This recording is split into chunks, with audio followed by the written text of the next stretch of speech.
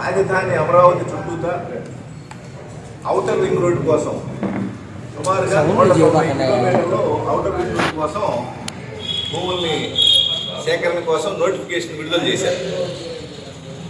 మేము రింగ్ రోడ్డుకి కానీ రాజధాని అభివృద్ధికి కానీ వ్యతిరేకం కాదు, ఖచ్చితంగా వాటికి కట్టుబడి ఉంటాం, అభివృద్ధి చేయాల్సింది.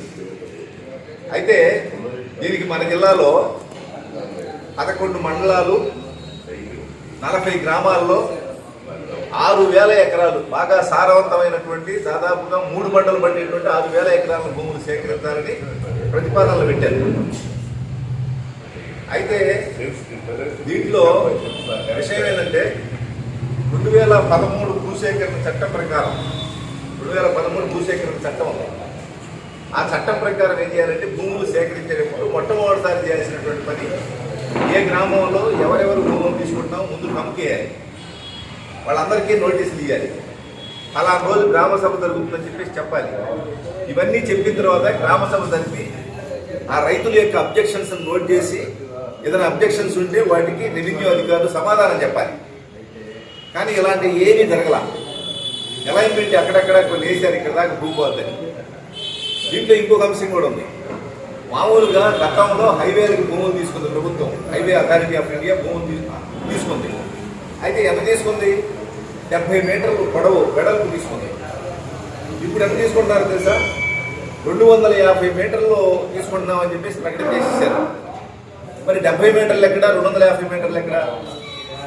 ఈ భూమిని కోల్పోయేటువంటి రైతులు దాదాపుగా చిన్న రైతులు, చిన్న రైతులు పెద్ద రైతులు అనేటువంటి కాదు.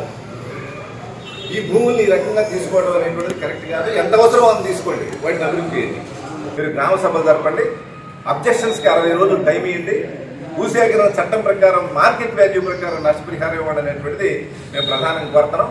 అట్లా కాకపోతే మేము ఒక పోరాట కమిటీ ఏర్పడి ఇప్పటికే నారాకోడు రోడ్లు ఉన్నారు, 300 మంది రైతులు వాళ్ళ అబ్జెక్షన్స్ మొత్తాన్ని నోటిఫై చేసి అన్ని జాయింట్ కలెక్టర్ గారికి ఇచ్చారు.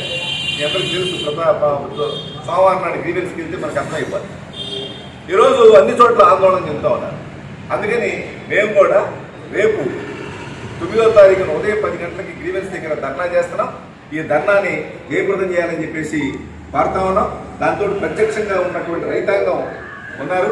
ఇక్కడ రాజకీయాలు కాదు, అభివృద్ధిని మేము ఆకాంక్షిస్తున్నాం, అభివృద్ధిని మేము స్వాగతిస్తున్నాం.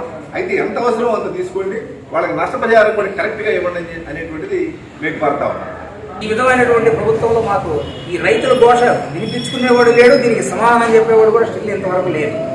సామాన్యమైన రైతు గత 152 సంవత్సరాల నుంచి వస్తున్న భూమిని కోల్పోతుంటే ధర్నా చేయటం కానీ న్యాయంగా అడగటం కానీ ఉన్న దాంట్లో తప్పు లేదని నేను అనుకుంటూ ఉన్నాను.